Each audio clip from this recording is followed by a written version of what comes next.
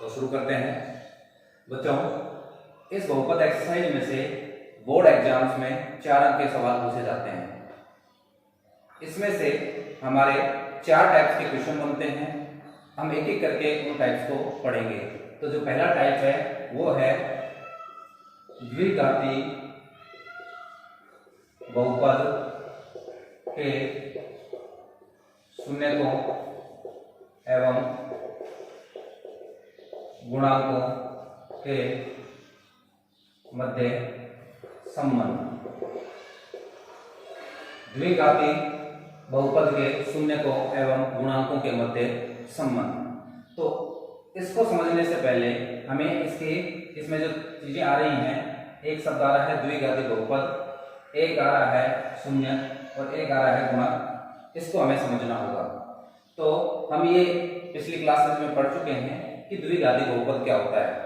ऐसा बहुपद जिसकी अधिकतम घात 2 होती है वो द्विघाती बहुपद कहलाता है। जैसे हमने 9th क्लास में पढ़ा है रेखिक बहुपद। ऐसा बहुपद जिसकी अधिकतम घात 1 होती है वो रेखिक बहुपद। हमने उसका मानक रूप पढ़ा था fx = ax + b। ये उसका मानक रूप हमने पढ़ा था। यहाँ जो द्विघाती बहुपद है उसका मानक रूप होगा fx = ax² + bx + c। तो जब मानक रूप में लिखने के बाद में जो चर राशि के गुणांक हैं वो यहाँ गुणांक से डिनोट है। जैसे x² के आगे a है, ये a गुणांक होगा x² का, x का गुणांक b और अचर पद c। ये 3 गुणांक हमारे पास मिल गए, a, b और c। अब नंबर 2 चीज आती है शून्य। ऐसा मान जिसे रखने पर उस बहुपद का संपूर्ण मान 0 बन जाए, शून्य बन जाए, तो वो उस बहुपद का शून्य कहलाता है। तो हम ये भी जानते हैं कि जिस बहुपद की अधिकतम घात 2 होती है उसके हमें 2 शून्य प्राप्त होते हैं। तो अर्थात इस ax² + bx + c को अगर हम सोल्व करेंगे तो हमें इसके 2 शून्य प्राप्त होंगे। अगर उन 2 शून्यकों को, एक को हम अल्फा और एक को अगर हम बीटा मान लें तो इनके मध्य 2 संबंध बनते हैं। और वो क्या बनते हैं कि यदि शून्यकों का योग किया जाए, अगर शून्यकों का योग किया जाए तो उसके जो गुणांक हैं b और a, उसका अनुपात -b/a उसके योग के बराबर होगा। अगर हम इसको दूसरे तरीके से लिखें तो हम इसको ऐसे लिख सकते हैं अल्फा + बीटा = -b/a होना चाहिए। ये इसका पहला संबंध है। और नंबर 2, जो शून्यकों का गुणनफल है वो c/a के बराबर होना चाहिए।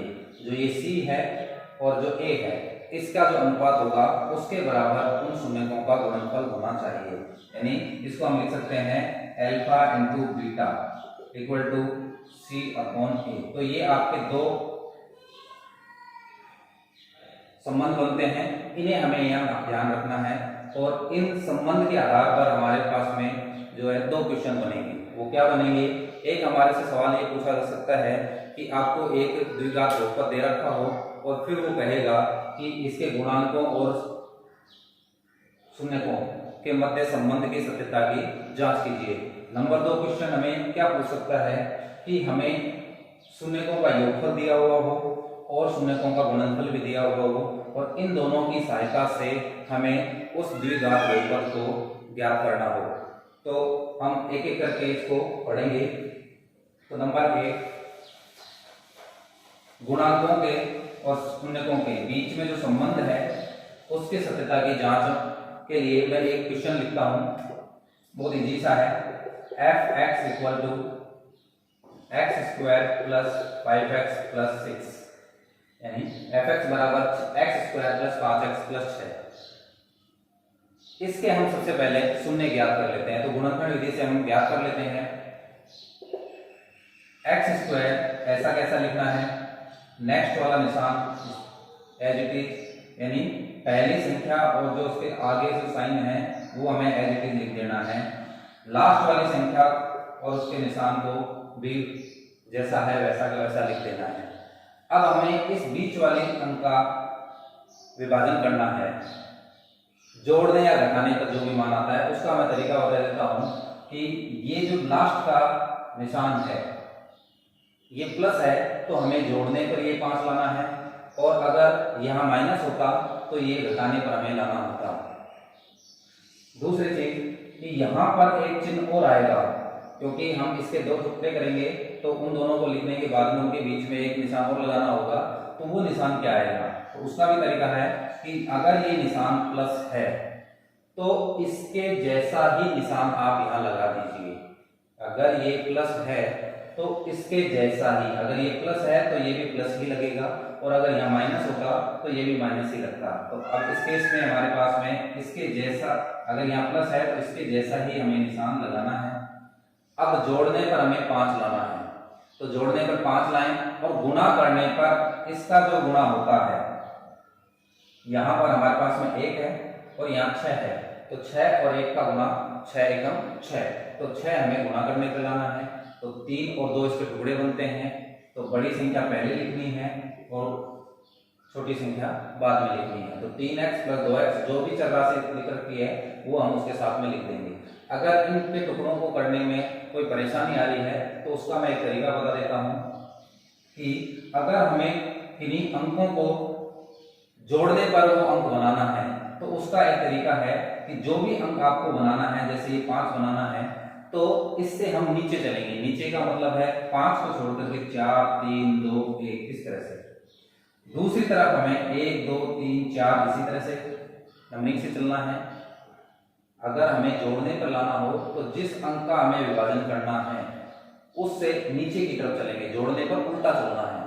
तो 4 3 2 1 और साइड में दूसरी तरफ 1 2 3 4 लिखना है। देखो जोड़ने पर लाना है तो हम प्लस लगा सकते हैं। अब इनके सबको जोड़कर आप देखिए कि इनसे 5 प्राप्त हो रहा है कि नहीं।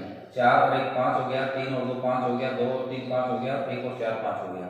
अब हमें इन्हीं मानों से ये भी पता करना है कि जो इसका और इसका गुणनफल होता है वो भी इनसे आ रहा है या नहीं आ रहा है।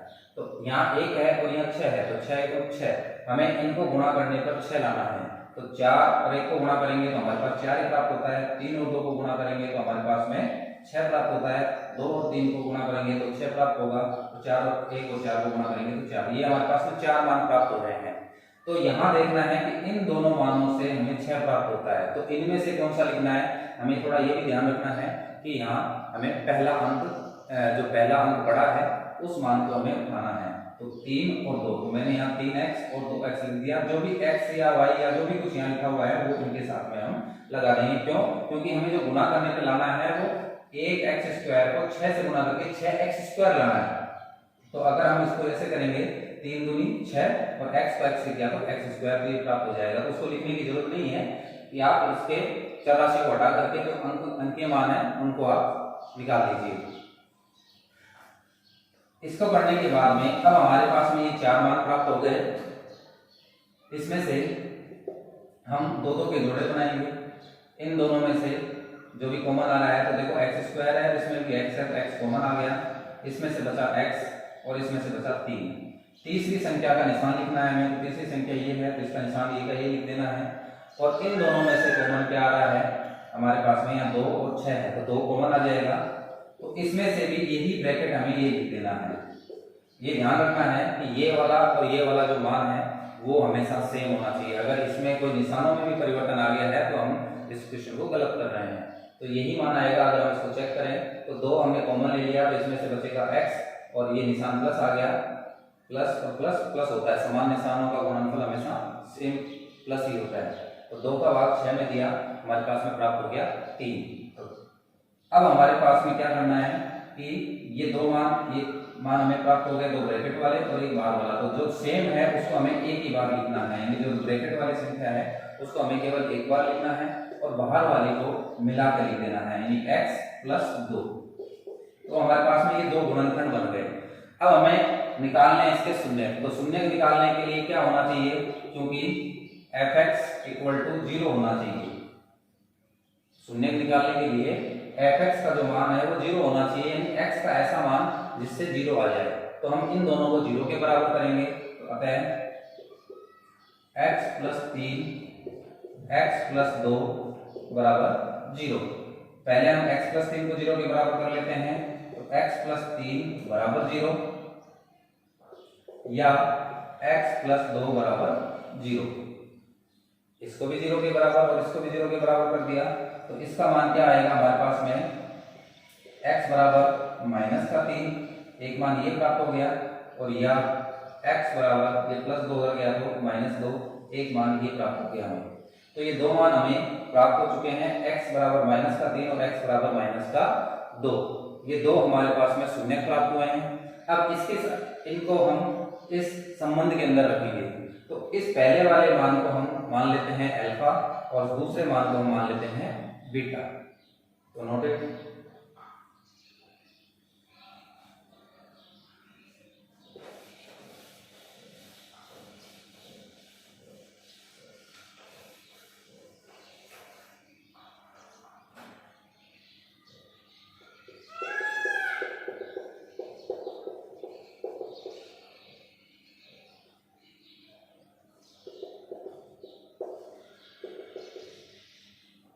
तो अल्फा का मान हमारे पास में -3 आ गया और बीटा का मान -2 आ गया।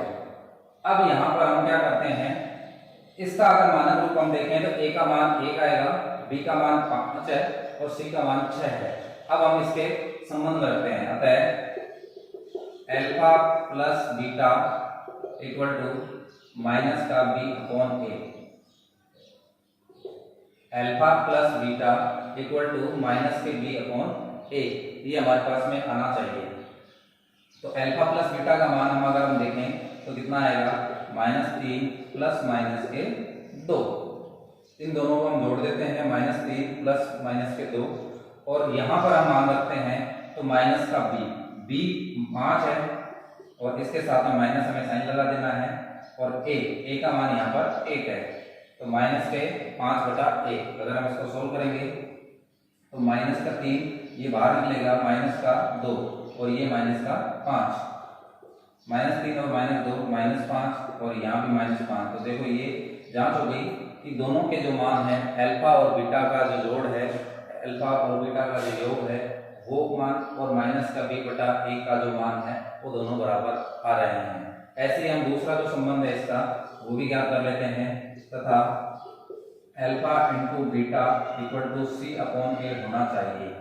तो अल्फा और बीटा को अगर हम गुणा करते हैं तो हमारे पास में बनता है -3 गुणा -2, और c/a करते हैं तो 6/a का मान हमारे पास में 1 आ गया।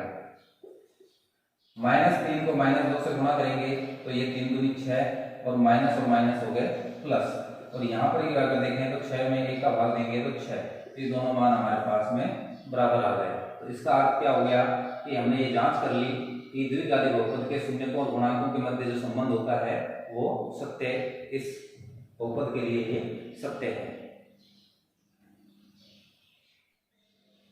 एक और क्वेश्चन हम ले लेते हैं।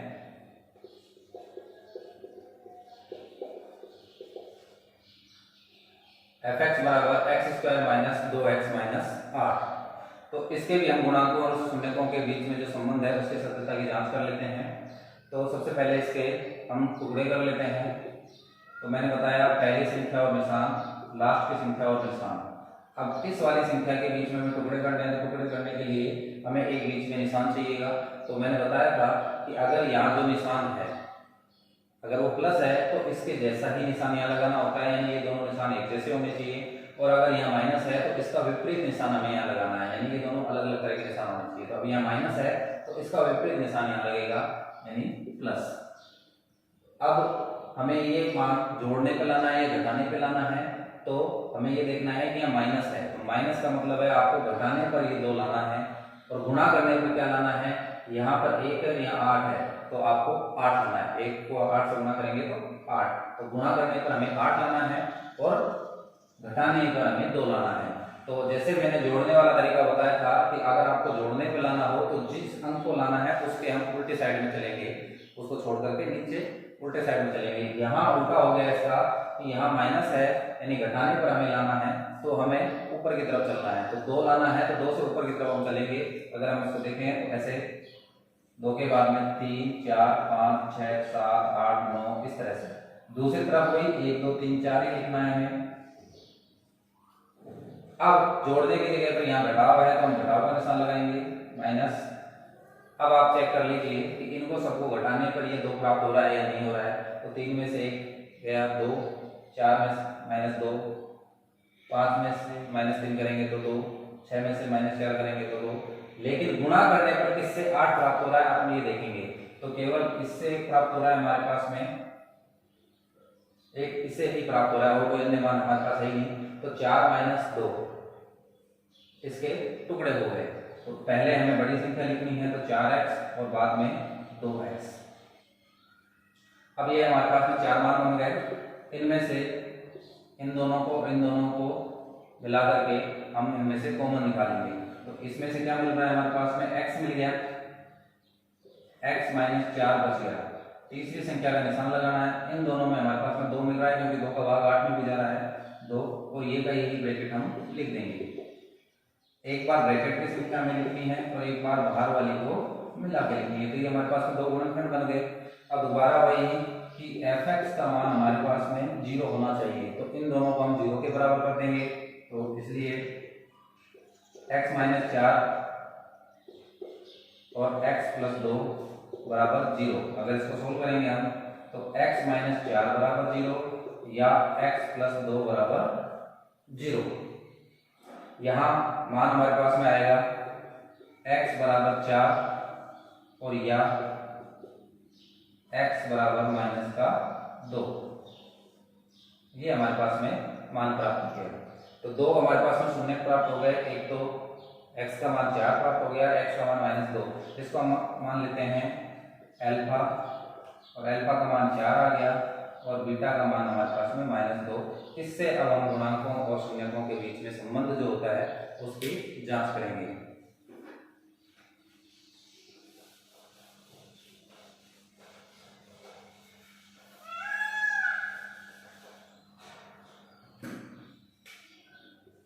अल्फा बराबर -4 और बीटा बराबर -2।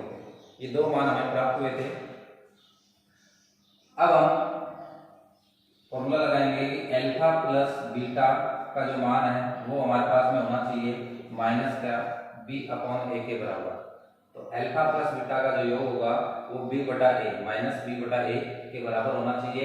अगर हम ये देखें तो अल्फा का मान 4 है, बीटा का मान -2 है और माइनस का b, यहाँ देखिए b का मान -2 ऑलरेडी है और यहाँ भी माइनस है। तो ये माइनस और ये माइनस मिलकर प्लस हो जाएगा। तो 2/a, a का मान यहाँ 1 है। 4 इसको बाहर निकालेंगे -2 और यहाँ 1, 2 में 1 का भाग देंगे तो 2 और 4 में से 2 गए 2 और 2, ये हमारे पास में निकल के आ गया। तो अल्फा प्लस बीटा का जो मान है वो भी 2 आया है और -b/a का मान भी है वो भी 2 आया है। इसी तरह से हम गुणांकों वाला जो दूसरा संबंध है अल्फा × बीटा = c/a होता है। इसमें अगर हम ये मान प्रतिस्थापित करते हैं तो अल्फा का मान 4 और गुणा -2 और ये c का मान यहाँ पर -8 है और a का मान 1 है। 4 गुणा -2 करेंगे तो -8 आएंगे और ये भी -8। तो ये भी हमारे पास में जो मान आया है वो दोनों बराबर आए हैं। इस प्रकार द्विघाती बहुपद के लिए शून्यक और गुणांकों के बीच में जो संबंध है वो सत्य है। तो एक टाइप का क्वेश्चन हमारे पास में इस तरह का बनता है। अब इसी में हमारे जो दूसरे टाइप का क्वेश्चन बनता है उसमें हमें क्या देगा, वो शून्यकों का योगफल और शून्यकों का जो गुणनफल है वो 2 मान हमें दे देगा और उसके बाद में वो द्विघाती बहुपद ज्ञात करवाएगा। जैसे द्विघाती बहुपद के शून्यकों का योगफल -3 है और शून्यकों का गुणनफल 2 है, तो वह द्विघाती बहुपद ज्ञात कीजिए। तो अब हमें ये पता है कि चूंकि अल्फा प्लस बीटा = -3 दे दिया, अल्फा प्लस बीटा का जो मान है वो -3 हमें दे दिया। इसको हम सोल्व करेंगे आगे। तो हमें ये भी पता है कि अल्फा प्लस बीटा का जो गुणांकों के बीच में संबंध होता है वो क्या होता है, -b/a। अब इसी के अकॉर्डिंग हम सवाल करेंगे। तो आप ये देखिए कि यहाँ पर b बटा a है, 2 अनुपात के अंदर संख्या लिखी हुई है और यहाँ पर केवल अकेली एक संख्या लिखी हुई है। तो हम क्या करेंगे, एक दूसरे वाले मान को पहले देखेंगे कि गुणनफल में तो ऐसा नहीं दिया हुआ है, तो गुणनफल में भी अनुपात में कोई मान नहीं दे रखा, हमें केवल 2 दे रखा है और यहाँ -3 दे रखा है। तो हम क्या करेंगे, अपनी तरफ से एक नीचे की तरफ एक लगा देंगे। तो यहाँ क्या निकल के आया, -b = -3, तो b = क्या आएगा, 3 आएगा और a का मान क्या आएगा, 1 आएगा। इसी तरह से तथा अल्फा इंटू बीटा का मान हमें दे रखा है 2 और ये मान होता है c/a। तो यहाँ भी अब अपॉन में नहीं है तो अपनी तरफ से 1 लगा देंगे। तो अब आप इन दोनों को, अगर हम इसको एक इक्वेशन दें और इसको दूसरी इक्वेशन दें, ये समीकरण 1 और समीकरण 2 है, तो हम क्या लिखेंगे, समीकरण 1 व 2 से a = क्या आया 1, b = क्या आया 3 और c = आया हमारे पास में 2। a = 1, b = 3 और c = 2। ये हमारे पास में जो है मान निकल के आए हैं। इनको हम जो द्विघाती बहुपद का मानक रूप है उसमें अगर प्रतिस्थापित करते हैं तो हमारे पास में जो आंसर बनेगा वो क्या बनेगा, 1x² प्लस bx होता है तो b का मान 3 है और प्लस c होता है तो c का मान सीधा 2 है। तो हमारे पास में जो द्विघाती बहुपद आया वो आया x² + 3x + 2। एक और सवाल ले लेते हैं, अल्फा प्लस बीटा = 1/4 और अल्फा इंटू बीटा बराबर -1 दे रखा है हमें। अब इससे हमें द्विघाती बहुपद ज्ञात करना है। तो हम जानते हैं क्योंकि अल्फा प्लस बीटा = 1/4 तो हमें मान दे रखा है, लेकिन ये इक्वल होता है -b/a के, और तथा अल्फा इंटू बीटा का मान हमें दे रखा है -1, लेकिन ये होता है c/a। अब आप यहाँ दोनों समीकरणों को देखिए, इसको अगर हम समीकरण 1 माने और इसको समीकरण 2 माने तो इन दोनों में देखिए कि क्या क्या मान हमें मिल रहे हैं। तो यहाँ ये अनुपात में लिख रखा है लेकिन ये अनुपात में नहीं लिखा हुआ है। यहाँ ये देखिए a के सामने 4 है लेकिन यहाँ a के सामने कुछ नहीं है। तो हमें ये ध्यान रखना है कि अगर किसी के जो हमारा सवाल दे रखा है उसमें इन दोनों में से किसी कोई भी मान अनुपात में दे रखा है तो नीचे भी वही मान आएगा, यानी ये 4 है तो हमें यहाँ भी ये 4 लिख देना है, लेकिन अपनी तरफ से 4 लगाने के कारण हमें उतना ही मान ऊपर भी लिखना है, यानी गुणा 4 हमें कर देना है। अब देखिए a का मान 4 है, यहाँ भी a का मान 4 ही है, यहाँ -b का मान 1 है और यहाँ c का मान हमारा 4, तो 1 से गुणा करके 4 × 4 यानी -4 बनेगा।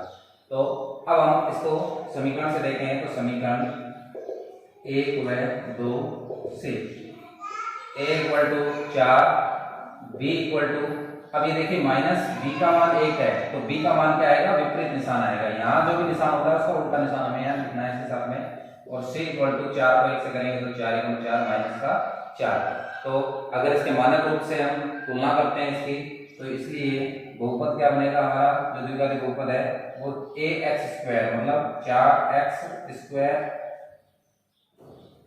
प्लस bx, तो b माइनस का a इंटू एक्स तो माइनस के bx यानी माइनस का x और प्लस c, तो प्लस c की जगह पर हम यहाँ पर क्या लिखेंगे, -4। तो ये हमारे पास में ये जो है वो बहुपद बन गया।